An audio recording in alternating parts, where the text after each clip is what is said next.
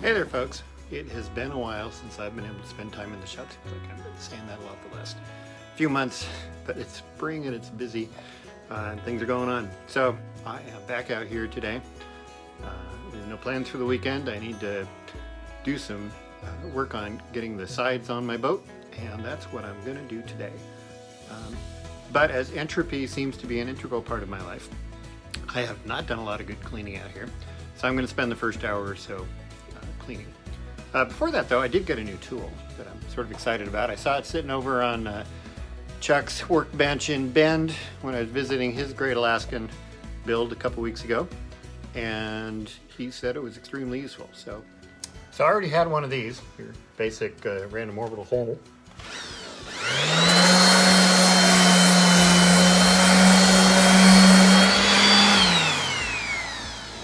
Which is a good thing, and the dust control actually works really well. That sucker is already packed. I need to empty it again.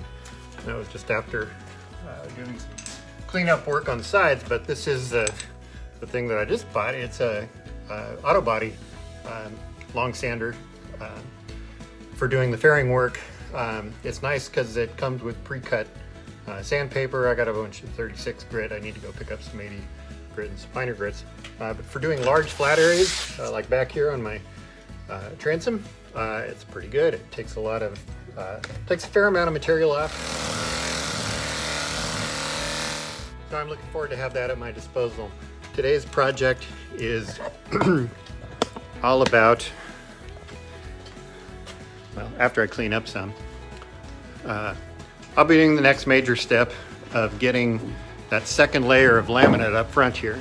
Then I'm going to have to take a break from building to do an installation because I have ordered a bow thruster. I really like the idea of it. I've talked to people who've run 30-foot boats. Do you really need a bow thruster or not? And they have said, Randy, it'll change your life. That will be another video because that's going to be a project in itself. So I guess I'm going to do some cleaning. I did buy one other tool. I bought a blower.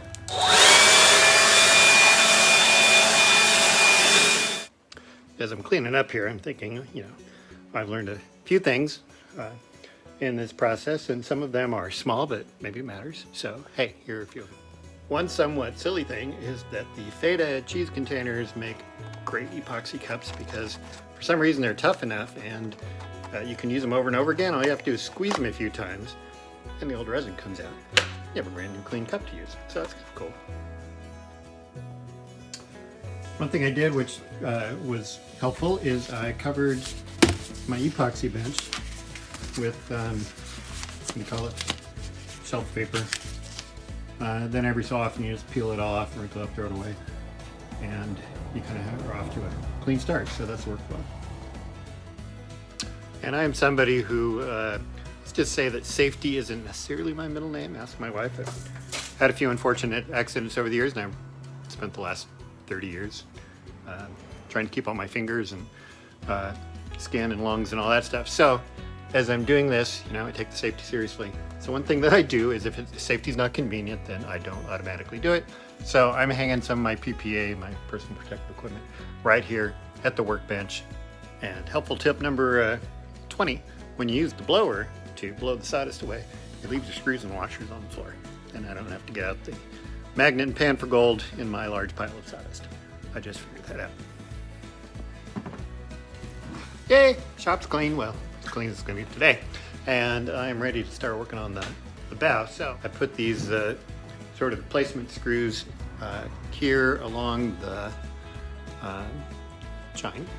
So in a 1/4 inch or so, placed along the way here. And the purpose of those, I believe, is to set the bow laminated piece, 3/8 inch piece, up on here and align it up to here and then kind of mark it and get ready to make sure that it fits. Okay, I've gone over the whole front end with the random orbital sander there to knock down any spots at all. Make sure it's all smooth and the wood's roughed up. Now I'm going to fit the laminate piece on top and see if I can get it to fit. I have this dry fitted now. It's pretty good. I wanted to get it tacked down pretty much like it's going to end up to make sure that it wasn't going to spring in directions I couldn't handle. So I've got this front piece of the 3/8 inch laid, so what goes down against the other piece is facing up. And as Brian reminds constantly, you need to pre-wet the plywood with unthickened epoxy first. So I'm just going to use the dump and trowel method here. And this rubber spatula seems to work pretty darn well. And gets it out there. I sometimes wonder if it maybe does it a little bit thin. But I will let it soak in for a few minutes and do another coat. I've got the first coat of epoxy on the inside of the bottom piece that I'm going to laminate. And then I have done the bow section. So I'm going to let that soak in for a little bit, make sure I got plenty on the scarf. I'm going to go back here to this and do just kind of trowel on one more layer. Got a puddle up front there, and make sure that it's good and saturated. I got this side on. Sorry I didn't take any pictures while I was doing it, but I had a visitor, running epoxy. But I buttered up a good bunch of silica thickened epoxy, coated the entire thing. Both sides of the plywood were pre-wetted for probably 30 minutes or so. I did a lot of screws just to make sure there's no gaps in there. And I think it was good because there was some that was squeezing out here along the scarf joint. The scarf joint looks really good. And then where there were some existing holes, the thickened epoxy was bubbling out through it. So that would indicate that the voids are pretty good and filled. And I'm really glad I bought a bulk box of fender washers at Ace Hardware. It was half the price, and I liberally used them. So now I've got this gap here, which I will come back with in the near future and squeeze in some thickened epoxy. But oh, it's good. I'm happy with that. Now Brian approves. Anyway, I'm calling it a night. That's only about, I don't know, watch on 4 or 5 hours worth of work, but it's kind of tiring. And I'm really hungry. I skipped lunch.